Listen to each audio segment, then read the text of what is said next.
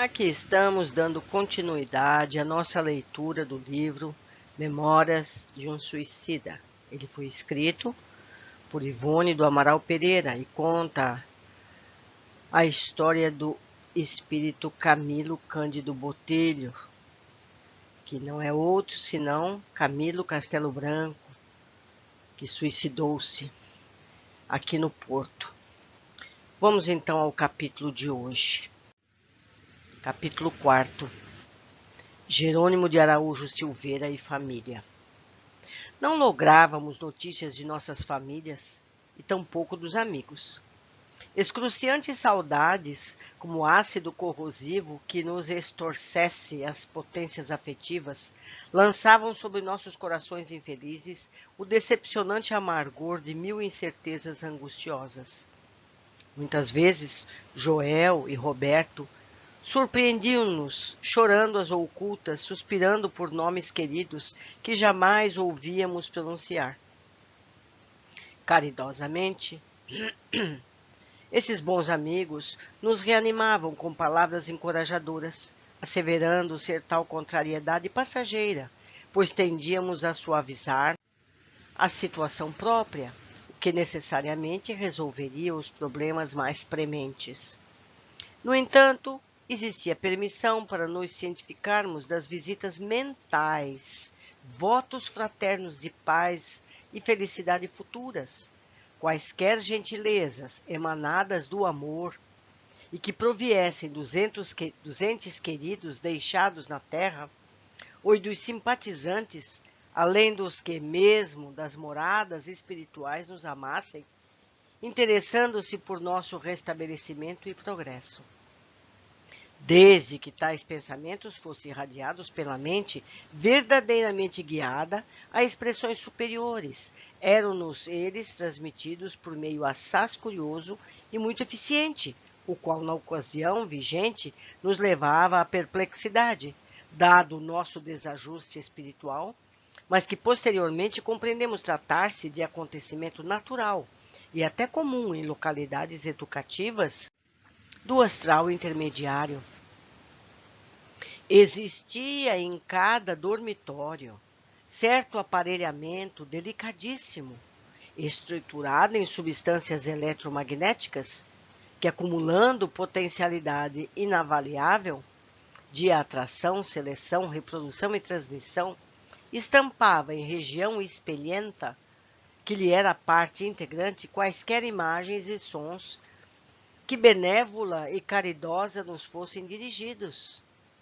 Olhem só, quando um coração generoso pertencente às nossas famílias, ou mesmo para nós desconhecido, arremessasse vibrações fraternas pelas dimensões do espaço, ao Pai Altíssimo, invocando mercês para nossas almas enoitadas pelos desaboros, éramos imediatamente informados por luminosidade repentina, que, traduzindo o balbucio da oração, reproduzia também a imagem da personalidade operante, o que às vezes, sobremodo, nos surpreendia, visto acontecer que pessoas a quem nem sempre distinguíamos como afeição e desvelo se apresentavam frequentemente ao espelho magnético, enquanto outras que nossos corações obtiveram as máximas solicitudes raramente mitigavam as asperezas de nossa íntima situação, com as blandícias santificantes da prece. Poderíamos assim saber que, quanto pensassem o nosso respeito, das súplicas dirigidas às divinas potestades, de todo o bem que nos pudesse desejar, ou o nosso favor praticar. Então, meus amigos, era como se fosse um aparelho de TV, não é? De grande tela, em que a pessoa pode assistir àqueles que oram por eles. Então, meus amigos, orem pelos que amam. Mandem pensamentos de estímulo para aqueles que já estão do outro lado, sejam ou não nossos parentes, porque todos recebem. Não é verdade? Temos aqui inúmeras indicações a respeito, tanto nesse livro, como nas obras de André Luiz, já lidas e postadas aqui no canal. Mas vamos seguir com o relato. Infelizmente para nós, porém, tal acontecimento, que tanto amenizaria as agruras da solidão em que vivíamos, que seria como um refrigerante sereno sobre as escaldantes saudades que nos combaliam a mente e o coração, era raríssimo na quase totalidade do hospital. Referência às afeições deixadas na terra, pois que o genial aparelho só era suscetível a registrar as invocações sinceras, aquelas que, pela natureza sublimada das vibrações emitidas no momento da prece, se pudesse harmonizar as ondas magnéticas transmissoras capazes de romper as dificuldades naturais de chegarem às mansões excelsas, onde é a prece acolhida entre fulgores e bênçãos. Porém, a verificar-se tão generoso fato, não facultaria a possibilidade de noticiário circunstanciado em torno da individualidade que o praticasse tal como desejaria nossa ansiedade. Daí as angústias excessivamente amargosas, a desoladora saudade por nos sentirmos esquecidos, privados de quaisquer informes. Mais adiante, até o fim do capítulo, nós vamos entender por que eles são esquecidos, não é? Mas merecem, todos merecem alguma lembrança, não é? Seguindo, não obstante, os mesmos preciosos instrumentos de transmissão incessantemente revelavam que éramos lembrados por habitantes do além, ou seja, espíritos já desencarnados de mais alto. Lembravam-se deles com piedade. De outras zonas astrais, como de outras localidades de nossa própria colônia, chegavam fraternos votos de paz, confortos amistosos, encorajamento para os dias futuros. Oravam por nós em súplicas ardentes, não apenas invocando o amparo maternal de Maria para nossas imensas fraquezas, mas ainda a intervenção misericordiosa do Mestre Divino.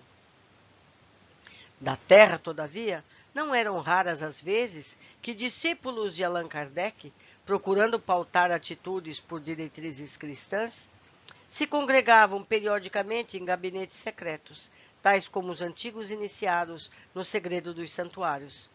E respeitosos, obedecendo a impulsos fraternos de amor ao Cristo Divino, emitiam pensamentos caridosos em nosso favor, visitando-nos frequentemente através de correntes mentais vigorosas que a prece santificava, tornando-as ungidas de ternura e compaixão, para as quais caíam no recesso de nossas almas cruciadas e esquecidas, quais fulgores de consoladora esperança. Ou seja, Camilo explica aqui que nos centros espíritas, geralmente, a maioria, é fundada com os ensinamentos de Allan Kardec, tem dias próprios em que eles oram pelos suicidas e mandam a eles forças e esperanças para suportarem os dias tão difíceis que eles devem suportar. Não é mesmo? Isso aí é de grande alívio para eles. Continuando. Porém, não era só. Caravanas fraternas de espíritos em estudo e aprendizados beneficentes, assistidas por mentores eméritos, penetravam nossa tristonha região, provindas de zonas espirituais mais favorecidas, a fim de trazer sua piedosa solidariedade em visitações que muito nos desvaneciam. Assim fizemos boas relações de amizade com indivíduos moralmente muito mais elevados do que nós, os quais não desdenhavam honrar-nos com sua estima. Tais amizades, tão suaves afeições, seriam duradouras, porque fundamentadamente nos desinteressados nos elevados princípios da fraternidade cristã.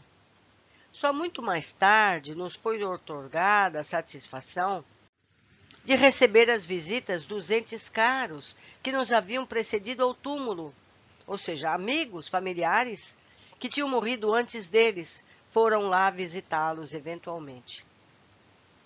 Mesmo assim, porém, devemos contentar-nos com aproximações rápidas, pois o suicida está para a vida espiritual como sentenciado para a sociedade terrena. Não tem regalias normais, vive em plano expiatório penoso, onde não é lícita a presença de outrem que não os seus educadores, enquanto que ele próprio, dado ao seu precário estado vibratório, não logrará afastar-se do pequeno círculo em que se agita, até que os efeitos da calamitosa infração sejam totalmente expungidos. E diz aqui, entre aspas, e serás atados de pés e mãos, lançados nas trevas exteriores, onde haverá choro e ranger de dentes. Dali não sairás, enquanto não pagares até o último centil. Que é no caso deles, eles tiraram a própria vida, isso é um fato muito grave, não é?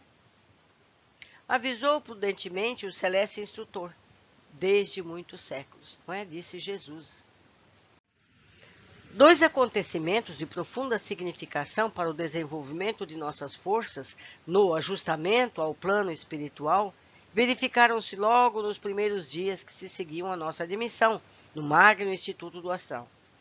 Dedicaremos o presente capítulo ao mais sensacional, reservando para o seguinte a exposição do segundo, não menos importante, por decisivo na lição que então nos ofertou. Vamos ver o ensinamento desse capítulo, já destacado por Camilo. Certa manhã, apresentou-se-nos o jovem Dr. Roberto de Canaleiras a participar-nos que éramos convidados à importante reunião para aquela tarde, devendo todos os recém-chegados se avistarem com o diretor do departamento a que estávamos confiados, no momento para esclarecimento de interesse geral. Jerônimo, cujo mau humor se agravava assustadoramente, formalmente declarou não desejar comparecer à mesma, pois que não se supunha obrigado à obediência serviço pelo simples fato de se encontrar hospitalizado, e mais que na ocasião, somente se interessava pela obtenção de notícias da família.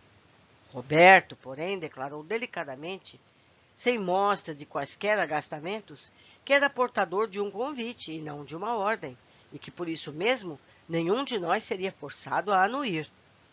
Envergonhados frente à atitude incivil do companheiro, sentimos-nos também chocados, e foi com o melhor sorriso que encontramos nos arquivos de antigas recordações que aquecemos, agradecendo ainda a honra que nos dispensavam.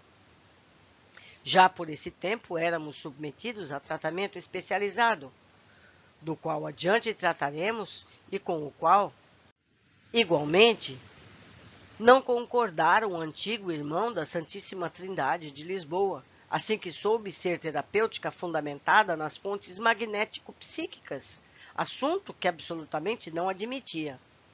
Como se ele soubesse do que se trata, não é, meus amigos? É turrão mesmo. Continuando.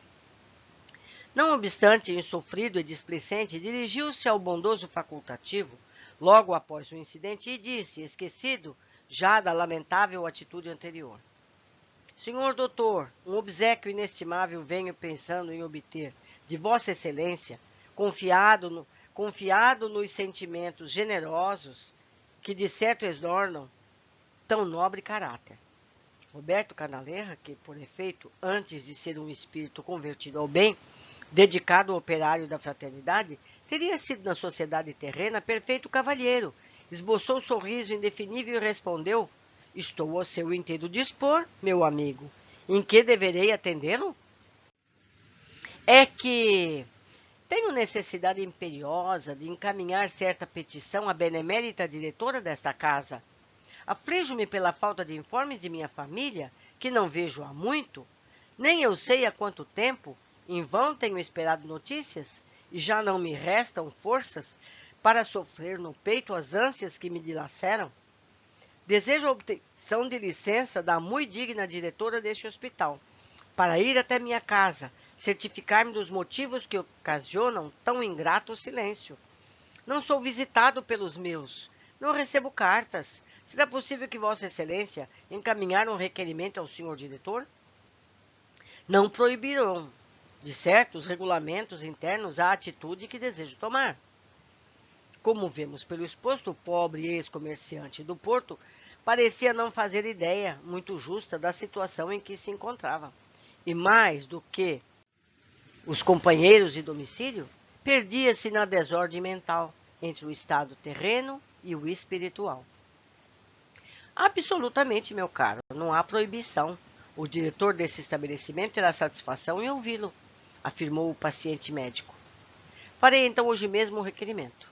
Encaminharei verbalmente a solicitação e Joel participá-lo-á do que ficar resolvido. Cerca de 2/4 de hora depois, Joel voltava à enfermaria a fim de comunicar ao aflito doente que o diretor convidava-o a apresentar-se pessoalmente ao seu gabinete. Vinha, pois, pensativo, e descobrimos um acento de pesar em seu semblante, geralmente límpido e sorridente. Nosso companheiro, que é sabido, nosso companheiro, que, como é sabido, era dentre os 10 o mais rebelde e indisciplinado, exigiu que Joel devolvesse o terno de roupa tomado à entrada, pois repugnava-lhe apresentar-se ao gabinete do maioral envolvido num feio sudário de enfermaria, tal como nos encontrávamos todos. Muito sério, Joel não tentou contrariá-lo. Devolveu-lhe antes a referida indumentária. Saíram. Não teriam transporto ainda a galeria imensa para onde se projetavam as portas do dormitório, e eis que o jovem doutor Canalerras e nossos assistentes hindus entraram em nosso compartimento, enquanto o sorridente foi dizendo o último num acento amistoso. Aqui nos encontramos, meus caros amigos, a fim de convidar-vos a acompanhar nosso amigo Jerônimo de Araújo Silveira na peregrinação que deseja tentar. Estamos cientes de que nenhum de vós se sente satisfeito com os regulamentos desta casa, que de algum modo intercepta noticiário circunstanciado proveniente dos planos terrenos. No entanto, será bom sejais informado de que em tal rigor se verifica a vosso benefício o estabelecemos, muito embora não exista formal proibição para uma rápida visita à Terra, como ides ver dentro em pouco. Atentai nesse aparelho de visão à distância, que já conheceis, e acompanhai os passos de nosso amigo desde o presente momento. Caso venha obter a licença que impetra, como espero que aconteça, dada a insistência em que se atém. Fareis com ele a peregrinação que tanto deseja em torno da família, sem, no entanto, precisar de sair deste local. E amanhã, se ainda desejardes descer os vossos antigos lares em visitação prematura, sereis atendidos imediatamente, a fim de que as revoltas que vos vêm ferindo a mente não continuem retardando a aquisição dos pendores novos que vos possam beneficiar futuramente. Todos os demais enfermos, em idênticas condições, recebem igual sugestão neste momento.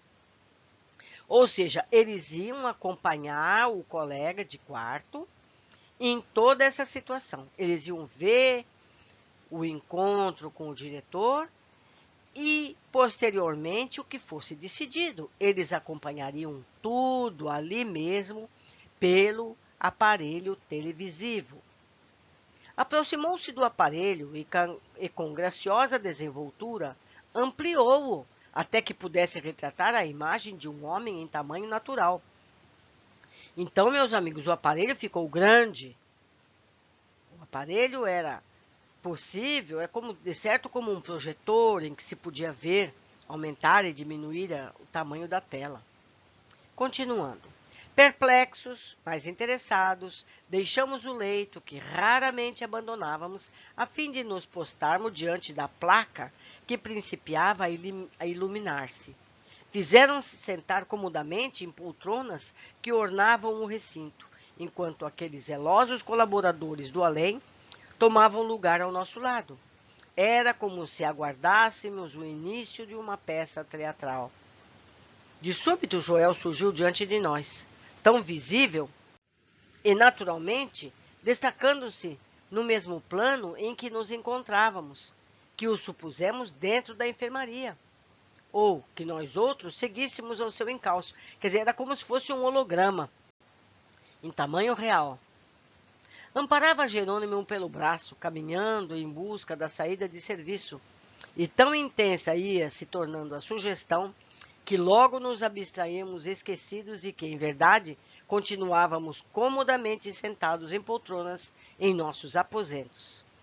Mais real do que o atual cinematógrafo e superior ao engenho da televisão do momento, esse magnífico receptor de cenas e fatos tão usados em nossa colônia e que tanta admiração nos causava em esferas mais elevadas, desdobrava-se, evoluía em atingir o sublime auxílio, a instrução de espíritos em marcha para a aquisição de valores teóricos que lhe permitissem, futuramente, testemunhos decisivos nos prélios terrenos, indo rebuscar e selecionar nas longínquas planícies do espaço celeste o próprio passado do globo terráqueo e de suas humanidades, e de suas civilizações, assim como o pretérito dos indivíduos, se necessário, os quais jazem esparsos e confundidos nas ondas etéreas que se agitam, se eternizam pelo invisível, adentro, nelas permanecendo fotografados, impressos como num espelho, conquanto se convergem confusamente de roldão com outras imagens, tal como na consciência das criaturas se imprimam também seus próprios feitos e suas ações diárias. Ou seja, ele está dizendo que é possível, com esse aparelho, a gente ver todo um passado, como lhe aconteceu, como se fosse um documentário. Lembrando que, nesse caso, seriam verídicos os fatos que poderemos ver nesses aparelhos no futuro, pois os que nós temos hoje em dia, os documentários que a gente tem, muitos deles são suposições do passado, não é verdade? Que incrível! Nós um dia vamos poder ter essa oportunidade. Continuando. Assim foi que atravessamos algumas alamedas do Parque Branco e atingimos o edifício central, onde se assentava a chefia daquela formosa falange de cientistas iniciados que laboravam no departamento hospitalar. À chegada, porém, Jerônimo passou para a tutela de um assistente do diretor. Joel retirou-se, tendo aquele conduzido imediatamente o visitante, fazendo-o passar a uma sala onde amplas janelas deitavam vistas para o jardim, deixando descortinar-se o panorama melancólico do burgo, onde tantas e tantas dores se entrechocavam. Era um gabinete, espécie de escritório de consultas ou sala de visita, disposto em perfeito estilo indiano. Perfume sutil de essência desconhecida ao nosso olfato. Gente, eles sentiam o cheiro através do aparelho de TV.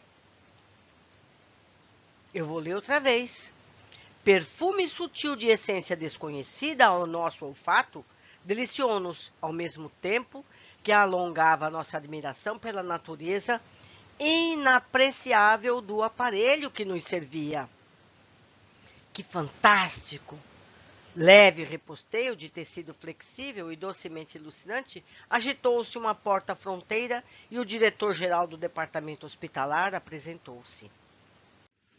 De um salto, o pobre Jerônimo, que se havia sentado, procurou levantar-se, e seu primeiro gesto foi de fuga, no que se viu interceptado pelo acompanhante.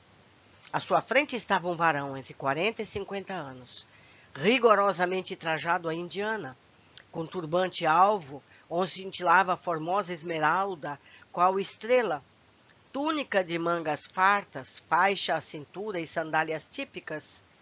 O oval do rosto, suavemente moreno, era de pureza clássica de linhas, e seus olhos fúlgidos e penetrantes, como se desprendiam chispas de inteligência e penetração magnética. Ao anelar da sinistra, ou seja, no dedo da mão esquerda, uma gema preciosa, semelhante à do turbante, distinguia-se, quiçá, como mestre dos demais componentes da pleiade formosa de médicos ao serviço do Hospital de Maria de Nazaré. Tão encantados quanto o próprio Jerônimo, confessamo-nos vivamente atraídos pela nobre figura. Sem delongas, o assistente Romeu, pois era ele que havia recebido o impetrante, e disse ao que vinha: Caro irmão Teócrito, aqui está nosso pupilo Jerônimo de Araújo Silveira, que tanto nos vem preocupando.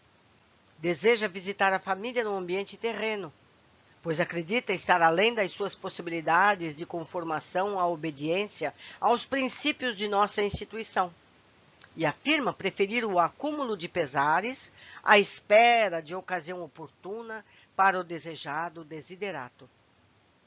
Irreverente, o apresentado interrompeu com nervosismo. É bem essa a expressão da verdade, senhor príncipe, pois imaginava-se na presença de um soberano. Prefiro envolver-me novamente no redemoinho das dores do qual saí há pouco, a suportar por mais tempo as ferazes saudades que me cruciam pela falta de notícias de minha família. Se, pois, não existe proibição intransigente nas leis que facultariam essa possibilidade, rogo a generosidade de Vossa Alteza, concessão para rever meus filhos.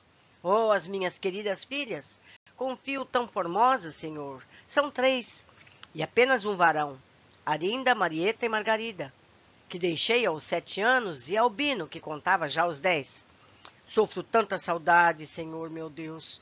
Minha esposa chama-se Zulmira, bonita mulher e bastante educada. Aflijo-me desesperadamente. Não consigo calma para a necessária ponderação quanto à minha esquisita situação atual. E por isso rogo humildemente a Vossa Alteza compadecer-se às minhas angústias. Os olhos faiscantes do chefe da falange de médicos caíram enternecidos sobre o espírito intranquilo daquele que demoraria ainda a aprender a dominar-se. Contemplou-o bondosamente, penalizado, ante a desarmonia mental do suplicante, entrevendo ao longo carreiro de lutas a que lhe seria necessário até que conseguisse aplaná-las as gratas atitudes da renúncia ou da conformidade. Surpreso, Jerônimo, que contava encontrar a sobrancelha dos burocratas terrenos estagnados nas farfalices espalhaçadas a que se apegam, sob os quais estava habituado, percebeu naquele olhar perscrutador a humildade de uma lágrima oscilando nas pálpebras. O nobre varão tomou-o docemente pelo braço, fazendo-o sentar-se à sua frente, incômodo coxim, incômoda poltrona, enquanto Romeu, de pé, observava respeitosamente. O hindu ofereceu ao suicida uma taça de água cristalina, por ele mesmo retirada de elegante jarro, reluzente, qual neblina sob a carícia do sol.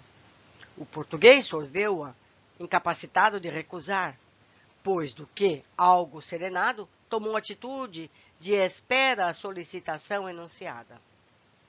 Meu amigo Jerônimo, começou Teócrito, antes de aversão da tua súplica oferecer resposta, devo esclarecer que absolutamente não sou um príncipe, como supuseste, e por isso mesmo não arrasto o título de alteza. Sou simplesmente um espírito que foi homem, que tendo vivido, sofrido e trabalhado em várias existências sobre a terra, aprendeu no trajeto algo com a própria terra, se relaciona, um servo de Jesus Nazareno. Eis o que me honro de ser, embora muito modesto, pobre de méritos, rodeado de senões. Um trabalhador humilde que, junto de vós, que sofreis, ensaia os primeiros passos no cultivo da vinha do Mestre Divino, destacado temporariamente e por sua ordem magnânima para os serviços de Maria de Nazaré, sua augusta mãe. Entre nós ambos, Jerônimo, eu e tu, pequena diferença existe, distância não muito avançada. É que, tendo vivido o maior número de vezes sobre a terra, sofri mais, trabalhei um pouco mais, aprendendo, portanto, a me resignar melhor, a renunciar sempre por amor a Deus e a dominar as próprias emoções. Observei, lutei com mais ardor, obtendo destarte maior soma de experiência. Não sou, como veis, soberano destes domínios, nem simples operário da Legião de Maria. Maria, única majestade a governar esse instituto correcional onde te abrigas temporariamente. Teu irmão mais velho. Eis a verdadeira qualidade que em mim deverás enxergar. Sinceramente, desejoso de auxiliar-te na solução dos graves problemas que te enredam, Chama-me, pois, Teócrito, e terás acertado. Fez breve pausa, alongado pelos belos olhos, pela amplidão nevoenta que se divisava através das janelas, e prosseguiu enternecido. Desejas rever teus filhos, Jerônimo? É justo, meu amigo. Os filhos são parcelas de nosso ser moral também, cujo amor nos transporta de emoções supremas, mas que não raramente também nos reduz à desolação de percrucientes desgostos. Compreendo tuas ânsias frementes de pai amoroso, pois sei que amaste teus filhos com sinceridade e desprendimento. Sei da fereza de tuas dúvidas atuais, afastado daqueles entes queridos que lá ficaram, no porto, órfãos da tua direção e do teu amparo. Como tu, eu também fui pai e também amei, Jerônimo. É mais do que justo, pois que eu, validando teus sentimentos afetivos pela termometria dos meus, louve tua aspiração antes de censurá-la, porquanto muito atesta ela em favor dos teus respeitos pela família. Contudo, de modo algum eu aconselharia a preterires esse recinto, onde tão penosamente te reergues pelas influenciações deletérias dos ambientes terrenos, ainda que apenas por uma hora, ainda que para procurar informes de teus filhos. Senhor, com o devido respeito à vossa autoridade, suplico comisseração. Trata-se de visita rápida, dando-vos eu minha palavra de honra em como voltarei, pois bem sei que não passo de um prisioneiro, recalcitrou ainda o antigo impaciente, perdendo novamente as confusões mentais em que se aprazia enredar. Ainda assim não aprovarei a realização desse desejo no momento, conquanto o proclame justo.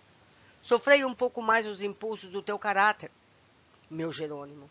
Aprende a dominar emoções e a reter ansiedades, tornando-as em aspirações equilibradas sob a proteção santa da esperança.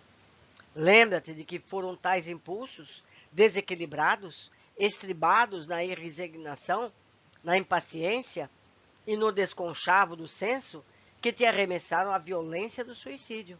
Verás sim teus filhos, porém a teu próprio benefício peço que concordes em adiar o projeto em mira para daqui a alguns meses, quando estivermos bem preparado para enfrentar as consequências que se precipitaram após o teu desordenado gesto. Concorda, Jerônimo, em te submeteres ao tratamento conveniente ao teu estado, ao qual teus companheiros se submetem, de boa mente, confiando nos servidores leais que a todos vós desejam socorrer com amor e desprendimento. Cede ao convite da reunião de hoje à noite, porque imensos benefícios dela oferirás. Ao passo que uma visita à terra, neste momento, o contato com a família, nas precárias condições em que te encontras, estariam em oposição aos planos suaves, já elaborados, para conduzir-te à tão necessária reorganização de tuas forças. Mas eu não adquiriria serenidade para nenhum projeto futuro enquanto não obtivesse as desejadas informações, Senhor. Ó Deus do céu, Margaridinha, minha caçula, que lá ficou com 7 anos, tão loira, tão linda. Já te lembraste de apelar para a grandeza paternal do Senhor Todo-Poderoso, a fim de obteres valor para a resignação de uma espera muito prudente que seria coroada de êxitos? Queremos o teu bem-estar, Jerônimo. Nosso desejo é encaminhar-te a situação que te forneça trégua para a reabilitação que se impõe. Volta-te para Maria de Nazaré, sob cujos cuidados foste acolhido. É preciso que tenhas boa vontade para te levares ao bem. Pratica a prece. Procura comungar com as vibrações superiores, capazes de te aniquilar os empreendimentos redentores.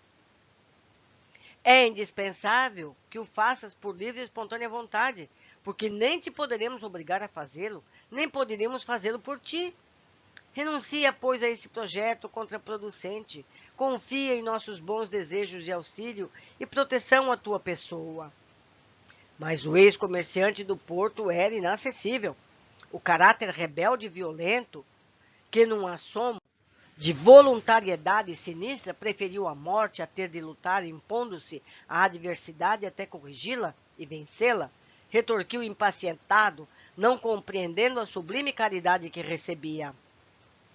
Confiarei, Senhor, irmão Teócrito, viverei de rojo aos pés de todos vós, se necessário for.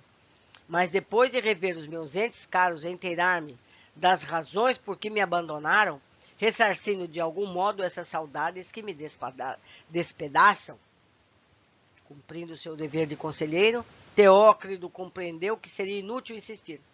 Contemplou o pupilo desfeito em lágrimas e murmurou tristemente, enquanto Romeu abanava a cabeça penalizado. Afirmas grande verdade, pobre irmão. Sim, só depois encontrarás o caminho da reabilitação. Há índoles que só os duros grilhões da dor serão bastante poderosos para corrigir, encaminhando-as para o dever. Ainda não sofreste o suficiente para te lembrares de que descendes de um Pai todo misericordioso. Meus amigos, quantas vezes nós não fazemos isso? Quantas vezes a misericórdia entrava a nossos passos para que a gente não se machuque mais? E ainda assim a gente insiste? E depois reclama das dores que vêm a seguir. Continuando. Deixou-se estar alguns instantes pensativo e continuou. Poderíamos evitar este incidente, impedir a visita e punir-te pela atitude tomada. Assiste-nos para tanto autoridade e permissão. Mas és ainda demasiadamente materializado, padecendo, portanto, muitos prejuízos terrenos para que nos possa compreender. Aliás, nossos métodos persuasivos e não dominadores seriam incompatíveis com uma proibição intransigente, por mais harmonizados com a razão. Contudo, consultarei nossos instrutores do templo, como é dever em dilemas com o que acabas de criar.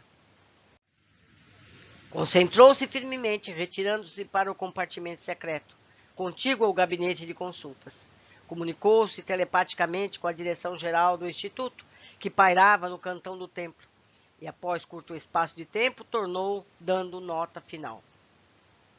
Nossos orientadores maiores te permitem liberdade de ação. Conquanto uma entidade, nas tuas condições, não possa desfrutar a liberdade natural ao espírito livre das peias carnais, não poderás também ser por nós violentado a deveres que te repugnariam. Visitarás teus entes queridos na terra.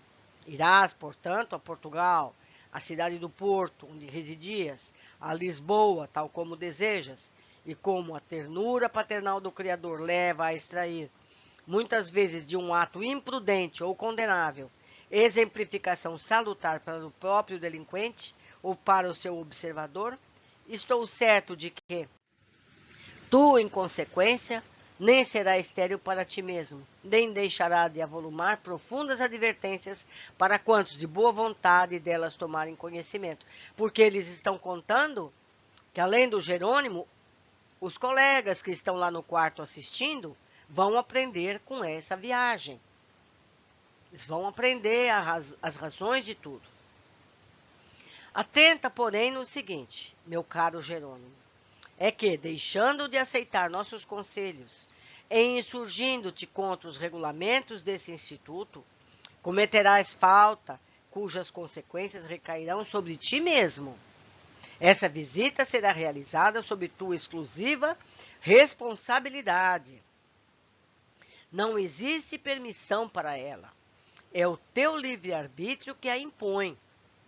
Se os descontentamentos daí consequentes exorbitarem as tuas capacidades para o sofrimento, dirigirás as queixas contra ti mesmo. Portanto, nossos esforços só se aplicam em dulcificar infortúnios e evitá-los quando necessário. Ou melhor, quando desnecessários.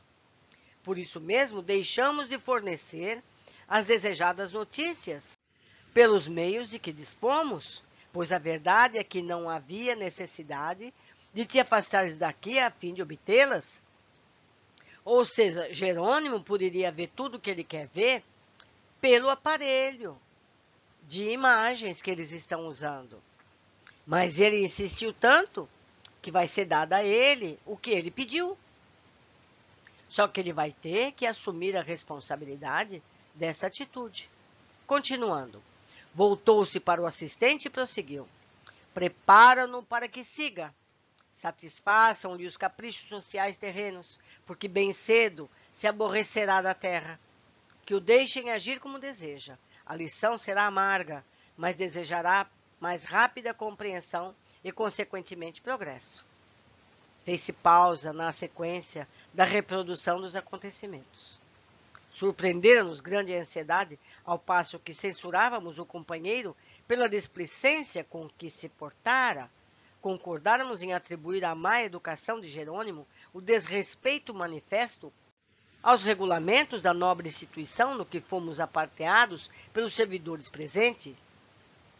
Certamente a boa educação social auxilia grandemente a adaptação aos ambientes espirituais. Ela não representa, porém, tudo.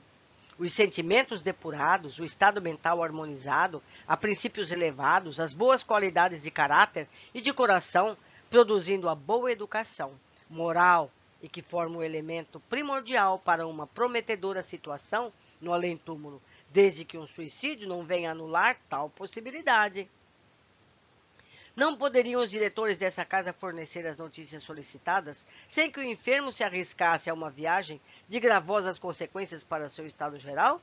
Inquiri curioso. Sim, se tais notícias concorressem para o bem-estar do paciente. Aliás, em regra geral, convém a entidades, nas vossas condições, absterem-se de qualquer choques ou emoções que alimentem o estado de excitação em que se encontrem. Notícias da terra jamais confortarão algum de nós que pertencemos à espiritualidade. No presente caso, torna-se evidente o desejo da administração da casa de encobrir ao pobre enfermo algo que o ferirá profundamente, sem necessidade. Se submetesse de boa vontade aos regulamentos protetores, a realidade que presenciará dentro em pouco, viria ao tempo em que estivesse suficientemente preparado para enfrentá-la, o que evitaria choques grandemente dolorosos. Insubordinando-se, porém, coloca-se em situação melindrosa, razão por que foi ele entregue às próprias consequências, as quais farão com violência em torno dele. O trabalho educativo de seus conselheiros efetuariam suave e amorosamente. Eis, porém, que voltávamos a observar movimentação na luminosidade do receptor de imagens. E o que então se passou exorbitou tanto a nossa expectativa que passamos a sofrer com o desventurado Jerônimo os dramáticos sucessos com sua família desenrolados depois de sua morte. O assistente Romeu providenciou ordens para o departamento de vigilância, ao qual se achavam afetos todos os serviços exteriores da colônia. Olivier de Guzmán, seu diretor zeloso, apelou para a seção das relações externas, e no sentido de serem fornecidos 2 guias vigilantes de competência comprovada, a fim de acompanharem o visitante à terra, pois não seria admissível abandonar-se aos perigos de tal excursão um pupilo da Legião dos Servos de Maria, ainda inexperiente e fraco. Apresentaram-se Ramiro de Guzmán, no qual reconhecemos o chefe das expedições que visitavam o Vale Sinistro, sob cuja responsabilidade de lá também saíramos, e o outro cujo nome ignorávamos, ambos igualmente envergando a já popular indumentária de iniciados orientais. Começávamos a compreender que, nesse instituto modelar, os postos avançados, de mais grave responsabilidade, as tarefas melindrosas que exigissem maior soma de energia, vontade, saber e virtudes, achavam-se a cargo dessas personagens atraentes e belas, em quem descortinamos, desde os primeiros dias, altas qualidades morais e intelectuais. Às ordens de Olivier foi preparada a expedição condigna, em qual não faltou nem mesmo a guarda de milicianos. No entretanto, transformação sensível operava-se nas atitudes do próprio Jerônimo. A auto-obsessão da visita à família, conturbando-lhe as faculdades, tornava-o alheio a tudo que o rodeava, reintegrando-se mais do que nunca à condição que fora a sua quando homem. Burguês, rico de Portugal, comerciante de vinhos, zeloso da opinião social, escravo dos preconceitos, chefe de família amoroso e extremado. Víamo-lo agora trajando boa sobrecasaca, vistosa gravata, bengala de castão de ouro, ou melhor, de castão dourado, e sobraçando ramalhete de rosas para oferecer à esposa, pois tudo isso exigira da paciente vigilância de Joel, a quem haviam recomendado satisfazer-lhe os desejos. Os nossos mentores presentes na enfermaria, apreendendo nossa admiração, esclareciam que, só muito vagarosamente, espíritos vulgares ou muito humanizados conseguem desfazer-se dessas pequenas frivolidades inseparáveis das rotinas terrestres. Rigorosamente guardado a viajar em veículo discretamente fechado, Jerônimo assemelhava-se, com efeito, a um prisioneiro. Parecia não se aperceber disso. No entanto, parecia não distinguir mesmo a presença de Ramiro e seus auxiliares. Tão abstrato se encontrava, julgando-se em viagem como em outras que outrora lhe foram comuns. Corria regularmente o veículo. Não fora a presença dos guardiões, recordando a cada instante a natureza espiritual da cena, afirmaríamos tratar-se de carruagem que nada tinha em criação semimaterial, que a necessidade dos métodos educativos do além impõe, mas de um muito pesado e confortável meio de transporte, que bem poderia pertencer à própria terra. Vimos que atravessavam estradas sombrias, gargantas cobertas e plúmbeas nevadas, desfiladeiros, vales lamacentos, quais brejais desoladores, cuja visão nos deixava inquietos, pois asseveravam nossos atenciosos assistentes serem tais panoramas produtos mentais viciados dos homens terrenos e de infelizes espíritos desencarnados, arraigados às manifestações inferiores do pensamento. Nós já aprendemos isso nos livros de André Luiz, que são os pensamentos de encarnados e desencarnados que formam esse clima feio e pesado nessa região espiritual tão próxima à Terra. Continuando. Os viajantes, porém, atingiam um agrupamento como aldeias miseráveis, habitadas por entidades pertencentes aos planos ínfimos do invisível, bandoleiros e hordas de criminosos desencarnados, os quais investiam sobre a carruagem, maldosos e enraivecidos, como desejando atacá-la, por adivinharem, no seu interior, criaturas mais felizes do que elas próprias. Mas a flâmulas alvinente, indiciando o emblema da respeitável legião, fazia-os recuar atemorizados. Muitos desses futuros arrependidos e regenerados, pois tendiam todos ao progresso e à reforma moral, por derivarem como as demais criaturas do amor de um Criador todo justiça e bondade. Descobriam-se como se homenageasse a um nome respeitável, evocado pela flâmula, ainda conservando o hábito, tão comum na terra, do chapéu à cabeça, enquanto outros se afastavam em gritos e lágrimas, proferindo blasfêmias e imprecações, causando-no pasmo e comiseração. E o carro prosseguia sempre, sem que os seus ocupantes se dirigissem a nenhum deles, certos de que não soara ainda para os seus corações endurecidos no mal o momento de serem socorridos para voluntariamente cogitarem da própria reabilitação. De súbito, brado uníssono, conquanto discreto, exalou de nossos peitos qual soluço de saudade enternecedora, vibrando docemente pela enfermaria. Portugal, pátria venerada, Portugal, ó Deus do céu, Lisboa, o Tejo formoso e sobraceiro, o porto de tão gratas recordações. Obrigado, Senhor Deus, obrigado pela mercê de revermos o torrão natal, depois de tantos anos de ausência e de tumultuosas saudades. E chorávamos, enternecidos, gratamente emocionados, paisagens portuguesas, com efeito todas muito queridas aos nossos doloridos corações, rodeavam-nos como se tal, como afirmavam no início os mentores presentes, fizéssemos parte da comitiva do pobre Jerônimo. Radicando-se mais em nós a sugestão consoladora pela excelência do receptor, quer dizer, do aparelho que eles tinham, mais se acentuavam em nossas faculdades a impressão de que pessoalmente pisávamos no solo português, quando a verdade era que não saíamos do hospital. A silhueta, a princípio longínqua da cidade do Porto, desenhou-se palidamente nas brumas tristonhas que envolvem a atmosfera terráquea, qual desenho a crayon, sobre tela acinzentada. Alguns instantes mais, e a estranha caravana caminhava pelas ruas da cidade, qual o fizesse no cantão da vigilância, o que muito nos edificou. Algumas artérias portuguesas, velhas conhecidas do nosso tumultuoso passado, desfilaram sob os nossos olhos róridos de comovido pranto, como se também por elas transitássemos. Agitadíssimo Jerônimo, pressentindo a realidade daquilo que ominosas angústias lhe segredavam ao senso, e que apenas a insânia do pavor ao inevitável teimava inutilmente a cobertar. Estacou à frente da sua residência de boa aparência, com jardins e sacadas, subindo precipitadamente a escadaria, enquanto os tutelares se predispunham caridosamente à espera. Fora ali a sua residência.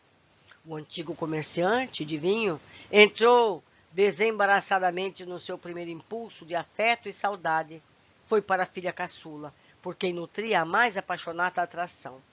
Margaridinha, oh minha filhinha querida, aqui está o teu papai, Margaridinha, Margaridinha, tal qual lhe chamava outrora todas as tardes, voltando ao lar após as lides penosas do dia. Mas ninguém acudia aos seus amorosos apelos. Apenas a indiferença, a solidão decepcionante em derredor, augurando desgraças, porventura, ainda mais rígidas do que as suportadas por seu coração até ali. Enquanto, nas profundezas sentimentais de sua alma atormentada por múltiplos dissabores atroavam deseladoramente os brados amorosos, mas inúteis do seu carinho de pai, incorrespondidos agora pela mimosa criança já afastada daquele local que tão querido lhe fora. Margaridinha, onde estás, filhinha? Margaridinha, olha o teu paizinho que chega, minha filha. Procurou por toda a casa. Parecia, no entanto, que haviam desaparecido de sob a luz do sol todos aqueles pedaços sacrossantos de sua alma que ali deixara. E que, o único sobrevivente, ele, de incomensurável catástrofe, não se podia acomodar à esmagadora realidade de rever, desabitado, dramaticamente vazio, o lar que tanto estremecera. Chamou pela esposa, nomeou os filhos um a um, finalmente bradou pelos criados, mas não havia ninguém. Sombras e vultos estranhos, no entanto, moviam-se pelos compartimentos que pertenceram à família e deixaram-no bramir a interrogar sem se dignarem a responder, não se apercebendo de sua presença, pois tratava-se de indivíduos encarnados, eram os novos habitantes da casa que lhe pertencera, o próprio mobiliário, a decoração interior, tudo que apresentava diferente, apontando acontecimentos que o confundiam. Decepção pungente desferiu-lhe golpe certeiro, deslocando-lhe a alma o primitivo entusiasmo, para que aflitivas induções nela mais se avigorassem. Reparando suspensa aos muros de determinado aposento telas que lhes eram desconhecidas, seu olhar fixou-se num cromo colocado a um ângulo da estufa, cuja folhinha indicava a data do dia decorrente. Leu-a. 6 de novembro de 1903. Gente, 1903. Um arrepio de terror insopitável repassou soturnamente por suas faculdades vibratórias. Fez um esforço inaudito, movimentando reminiscências, vasculhou lembranças, sacudindo a poeira mental de 1000 ideias confusas que lhe toldavam a clareza do raciocínio, a vertigem da surpresa em face da realidade irremediável, que até ali lhe retardara à custa da má vontade de sofismas ingênuos, tonteou-lhe o raciocínio. Não cogitara inteirar-se de datas durante muito tempo. A verdade era que perdera a noção do tempo envolvido no vulcão das desgraças que o acolheram após o malfadado gesto de trânsfuga da vida terrena. Tão agudo fora o estado de loucura em que se debatera desde o trágico momento em que tentara o suicídio. Tão grave a enfermidade que o atingira após o choque pela introdução do projétil no cérebro, que, graças aos tormentos daí consequentes, perdera a contagem dos dias, desviava-se dos desconhecidos adentro, sem mais averiguar se os dias eram noites, se as noites eram dias, pois no abismo em que se vira aprisionário tanto tempo, só existiam trevas por visão. Para ele, para sua percepção obliterada do desespero, a contagem social do tempo ainda era a mesma do dia aziago, pois não se recordava de outra depois dessa, 15 de fevereiro de 1890. Eis, porém, que a folhinha à sua frente, indiferente, mais expressiva, servindo a uma grandiosa causa, revelava ao mártir que estivera ausente de sua casa durante 13 anos. Atirou-se para a rua em correria, abatido e apavorado frente ao choque do pretérito. De encontro à realidade do presente, a mente conflagrada por inalienável desconsolo. Indagaria dos vizinhos o paradeiro da família, que se mudara de certo de sua ausência. Os lanceiros, porém, à porta, cruzando as armas, formaram barreira intransponível, interceptando-lhe a fuga impensada, obrigando-o a refugiar-se no interior do carro. Aos protestos impressionantes do infeliz, inconformado com a prisão em que se reconhecia, acudiram curiosos e vagabundos do plano invisível. Espíritos ainda homiziados na camada depressoras da terra, entre chacotas, apupos e gargalhadas, atormentavam-nos com incriminações e censuras, ao passo que esclareciam o que acontecera àqueles a quem procurara. Ramiro de Guzmão e seus auxiliares não interferiram, no sentido de evitarem a Jerônimo o dissabor de ouvi-los, uma vez que a visita decorria sob a responsabilidade deste, e que somente lhes haviam recomendado garantirem o regresso à colônia dentro de poucas horas. Pretendes então esclarecer o paradeiro de tua amada família, ó miserável príncipe dos bons vinhos? Vociferavam os infelizes, pois saibas tu que daí foram todos enxotados há muitos anos? Teus credores tomaram-lhe a casa e o pouco que, para os teus filhos, andaste ocultando à última hora. Procura teu filho Albino na penitenciária de Lisboa. Tua Margaridinha, nas sarjetas do cais da Ribeira, vendendo peixes, fretes e amores a quem se dignar remunerá-la com mais prodigalidade, explorada pela própria mãe? Tua esposa Zulmira, a quem habituaste o luxo exorbitante para as tuas posses, e cujo orgulho jamais pôde fazer-se ao trabalho digno e à pobreza.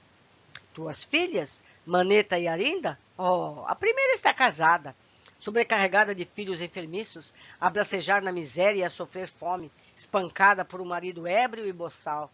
A segunda, chada de hotéis de quinta ordem, a lavar o chão e a brunir panelas, a limpar botas de viajantes imundos. Ouves e te espantas? Tremes e terrorizas? Por quê? Que esperavas, então, que acontecesse? Não foi essa a herança que lhes deixasse com teu suicídio, canalha? E entraram a enxovalhar o desventurado com insultos e vilipêndios, quais vaias impiedosas, intentando acatar a viatura a fim de arrebatá-lo, no que foram impedidos pela guarda protetora. Não obstante, exigiu o rebelde pupilo da legião dos servos de Maria que o levassem onde se encontrava o filho, esperança que fora de sua vida, aquele rebento querido que ficara na florescência da delicada das 10 primaveras, quando ele próprio, seu pai, houvera por bem abandoná-lo aos perigos da orfandade, matando-se. Convulsionado, sob a ardência de pranto insólito, compreendeu que era conduzido e que penetrava os muros sinistros de um cárcere, sem que houvesse podido distinguir se ele se encontrava no Porto ou realmente em Lisboa. Com efeito, ali estava Albino, metido em cela sombria, implicado em crimes de chantagem e latrocínio, condenado a 5 anos de prisão na cela e a outros tantos de trabalhos forçados na África, como reincidente nas gravíssimas faltas. Apesar da diferença marcante de 13 anos de ausência, Jerônimo reconheceu o filho esquálido, pálido, maltratado pelos rigores do cativeiro, embrutecido pelos sofrimentos e pela miséria, atestado patético do homem desvirtuado pelos vícios. O antigo negociante contemplou o mísero vulto sentado sobre um banco de pedra, na semi-obscuridade da cela, o rosto entre as mãos, dos olhos amortecidos, fitos nas lajes do chão, rolavam lágrimas de desespero, compreendendo o suicida que o jovem sofria profundamente. Extenso defilar de pensamentos caliginosos corria pela mente do cativo, e dada a circunstância da atração magnética existente entre ambos, pôde o hóspede do Hospital Maria de Nazaré inteirar-se das comovedoras peripécias que ao desfendurado moço haviam arrastado a tão deplorável ocaso da vida social, apenas saíra da infância, como se a presença da atribulada alma de Jerônimo impregnasse de advertências telepáticas seus dons sensíveis. Albino entrou em recordar, satisfazendo sem o saber os desejos do pai, que almejava inteirar-se dos acontecimentos.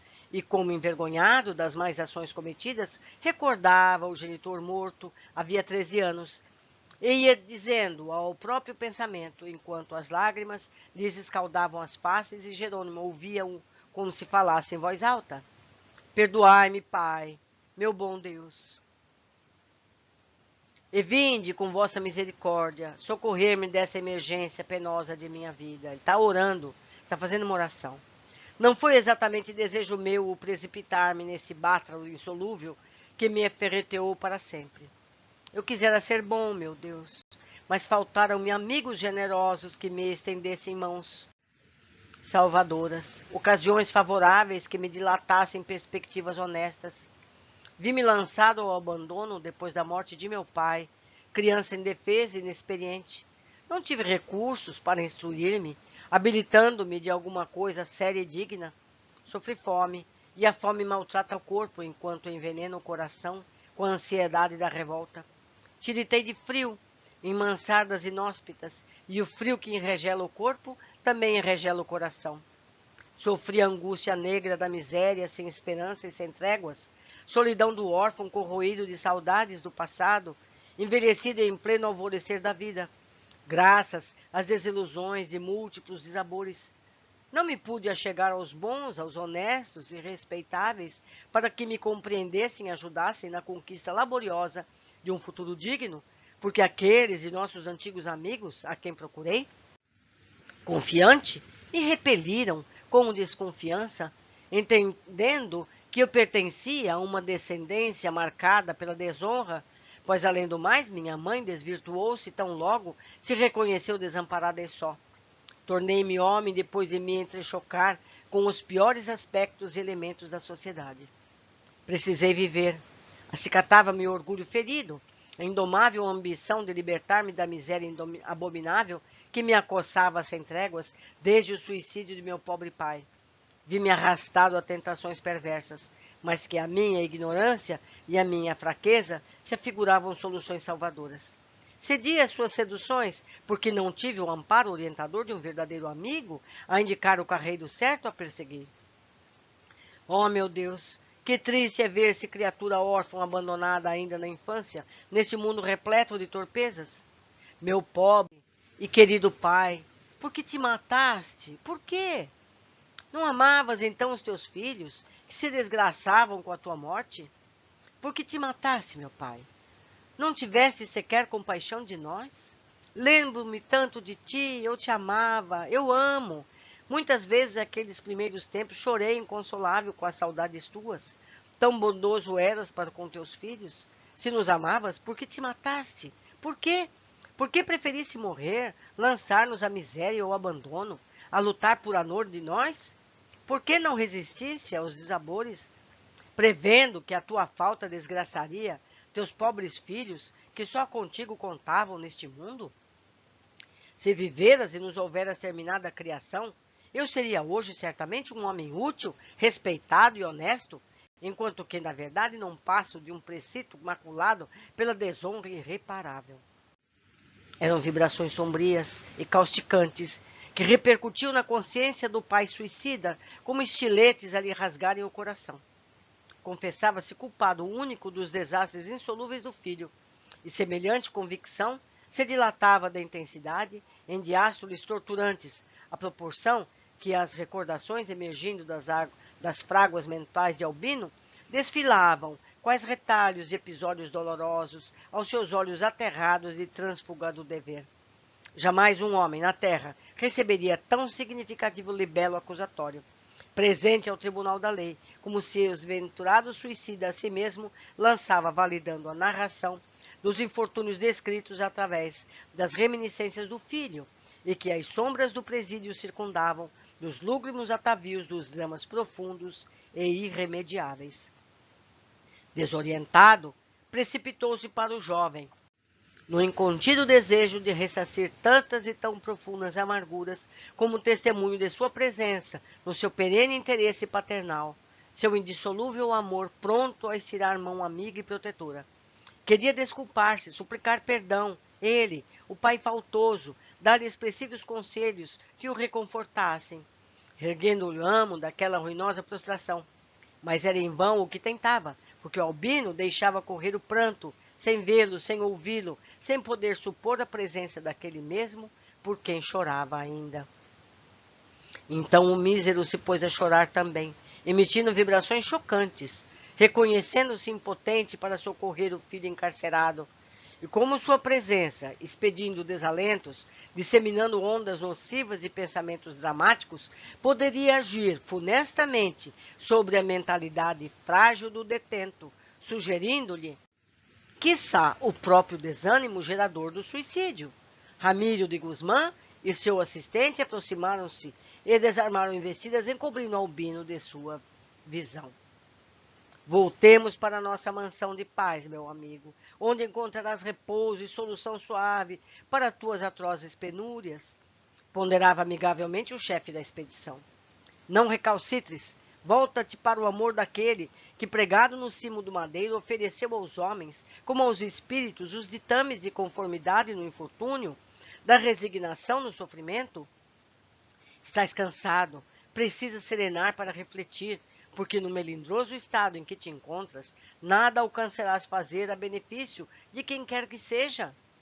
Mais do que tudo, indica Jerônimo ainda, não padecera suficientemente, a fim de se acomodar às advertências de seus guias espirituais. Não posso.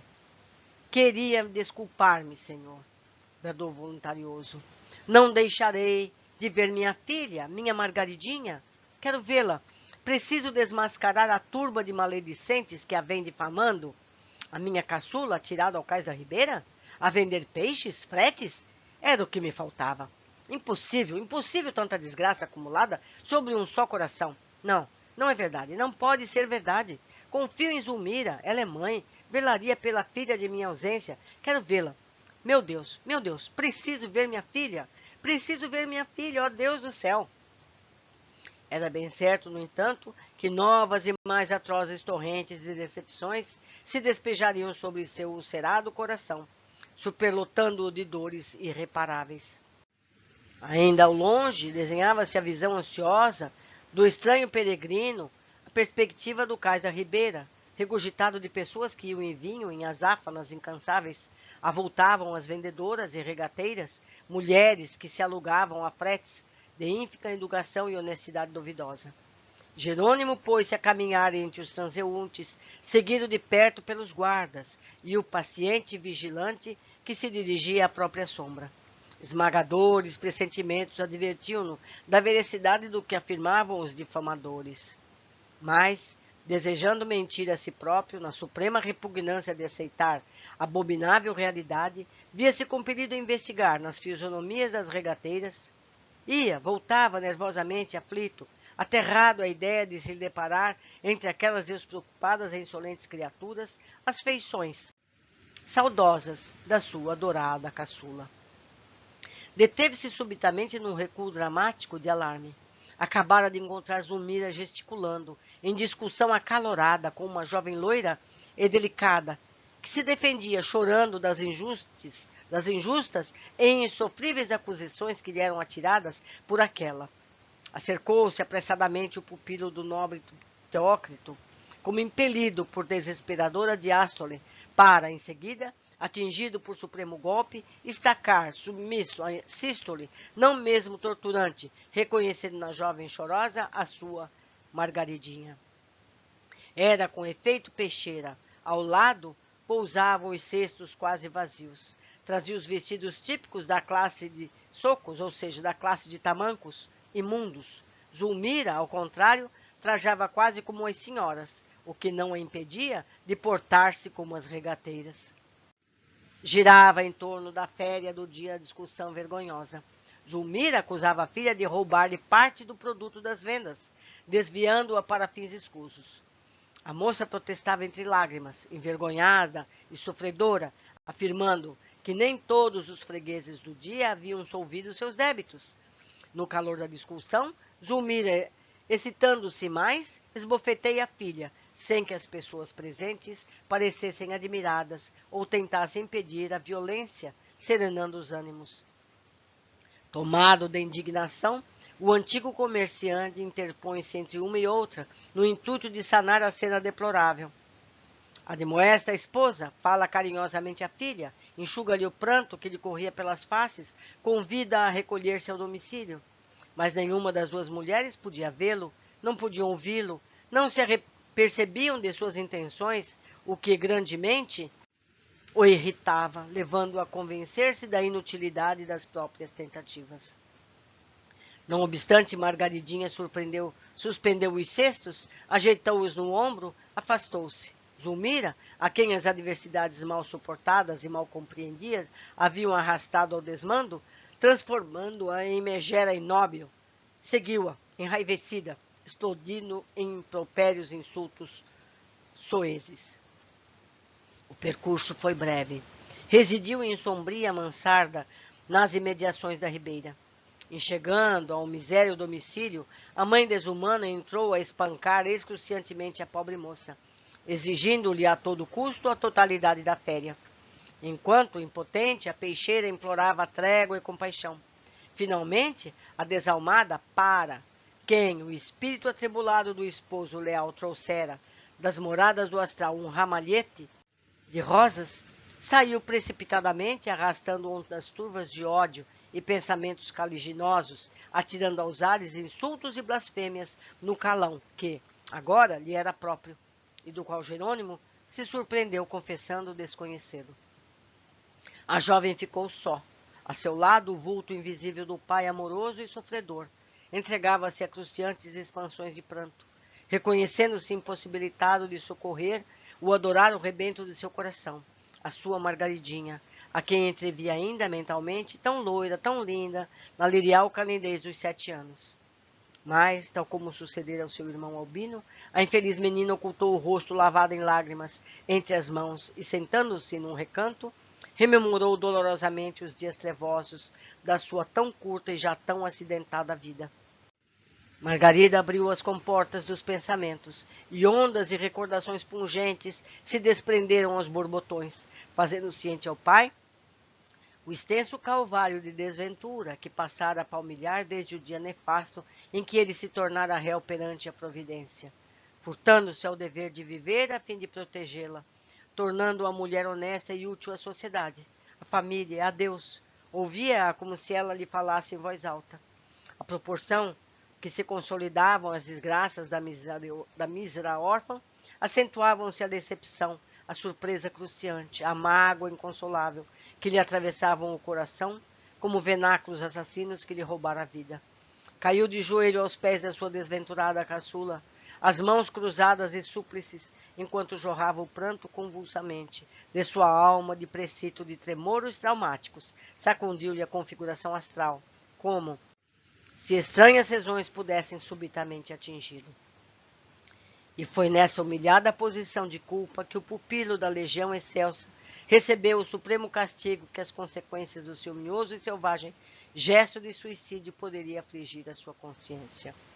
Eis o resumo acerbo do drama vivido por Margarida Silveira, tão comum nas sociedades odiernas, onde diariamente pais inconscientes desertam da responsabilidade sagrada de guias de família, onde mães vaidosas e levianas, destituídas de auréola sublima que o dever bem cumprido confere aos seus heróis, desvirtuam-se aos solavancos brutais das paixões insanas, incontidas pela perversão dos costumes.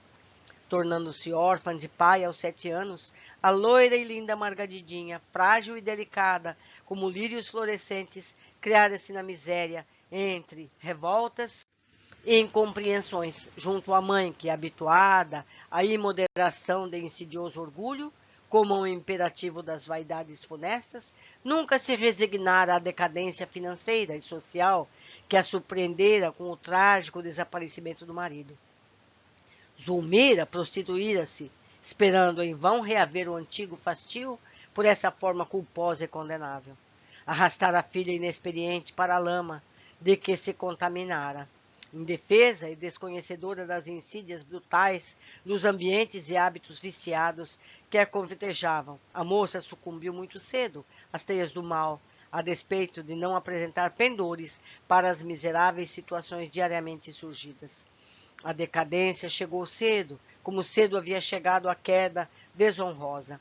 O trabalho exaustivo, o cais da ribeira, com sua usual movimentação de feira, ofereceram-lhe recursos para não se extinguirem, ela e a mãe, às aspérrimas torturas da fome. Zulmira agenciava fretes, vendas variadas, negócios nem sempre honestos, empregando geralmente para sua execução as forças e a juventude atraente da filha, a quem escravizara, usurpando lucros e vantagens para seu exclusivo regalo. A pobre peixeira, porém, cuja índole modesta e aproveitável não se inclinava ao fel da execrável subvivência, sofria por não se entrever possibilidade de sonegação à miséria, sonegação da miserável existência que lhe reservava o destino. Inculta, inexperiente, tímida, não saberia agir sem defesa própria, o que a fazia conservar-se submissa e anoitada à situação, criada por sua própria mãe.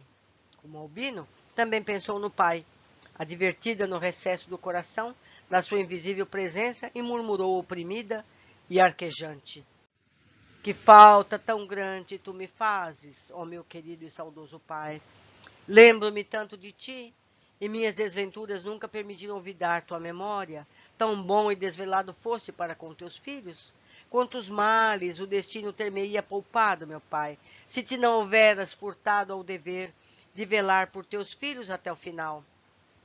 De onde estiveres, recebe as minhas lágrimas. Perdoa a peçonha que sob o teu nome involuntariamente lancei, e compadece-te das minhas ignóbeis desditas, ajudando-me a desentraçar-me desse espinheiro cruciante que me sufoca, sem que nenhuma fulguração de esperança libertadora venha encorajar-me. Era o máximo que o prisioneiro do astral poderia suportar. Ele não possuía energias para continuar sorvendo o fel das amarguras lançadas no sacrossanto seio da sua própria família pelo ato condenável que contra si mesmo praticara. Ouvindo os lamentos da desgraçada filha, a que tanto estremecia, sentiu-se abominavelmente ferido na mais delicada profundeza do seu coração paternal, onde infernais clangores de remorsos repercutiam violentamente, acordando suas entranhas espirituais a dor inconsolável, a dor redentora da mais sincera compaixão que poderia experimentar. Desesperando-se da impossibilidade de prestar à filhinha infeliz socorro imediato, de falar-lhe ao menos, insuflando ânimo à sua alma, como consolo da sua presença, ou aconselhando-a, Jerônimo avolumou-se o padrão dos desatinos que lhe eram comuns e entregou-se à alucinação, completamente influenciado pela loucura da inconformidade. Ocorreram-lhe os lanceiros a imperceptível sinal de Ramiro Guzmán. Cercaram-no, protegendo-o contra o perigo da possível evasão, afastando-o apressadamente. Condoído em face dos infortúnios da jovem Margarida, Ramiro, que fora homem, fora pai e tivera uma filha muito amada, porventura mais infeliz ainda, aproximou-se carinhosamente, pousando em sua fronte as mãos protetoras, transmitiu-lhe ao ser suaves eflúvios magnéticos, confortativos, encorajadores. Margaridinha procurou o leito e adormeceu profundamente sob a bênção paternal do servo de Maria, enquanto o suicida, debatendo-se entre o choro e o ranger de dentes, suplicava que o deixassem socorrer de qualquer modo a filhinha ignobilmente ultrajada. dominando-o, entretanto, com energia, a fim de que, por um momento, procurasse raciocinar, retorquiu ao paciente guia. Basta de desatinos, irmão Jerônimo. Atingiste o máximo da desobediência e voluntariedade que nossa tolerância poderia aceitar. Não queres, pois, compreender que coisa alguma poderás tentar em benefício de teus filhos, enquanto não conquistarem as qualidades para tanto imprescindíveis e que a ti mesmo escasseiam? Não entendes que os teus filhos, em lutas com provações aspérrimas, sucumbiriam fatalmente ao suicídio, como tu, se permanecesse junto deles? Efluviando suas indefesas sensibilidades com as vibrações funestas que te são próprias, ainda não devidamente esclarecido quanto ao estado geral em que te debatestes, tal como te preferes conservar? Partamos, Jerônimo. Regressemos ao hospital. Ou desejarás, porventura, ainda sondar os passos de Marieta e de Arinda? Chocando-se como sob a ação das forças renovadoras, o precito obteve um momento de trégua contra si mesmo, a fim de ponderar alguns instantes. Sacudiu as desesperadoras alucinações que lhe chegavam ao raciocínio e respondeu resoluto. Oh, não, não, não, meu bom amigo, basta, não posso mais. Meus pobres filhos, a que abismo vos arrojei, eu mesmo, que tanto vos amei. Perdão, irmão Teócrito, agora compreendo. Perdão, irmão Teócrito. E de vossa enfermaria vimos que retornavam como as mesmas precauções.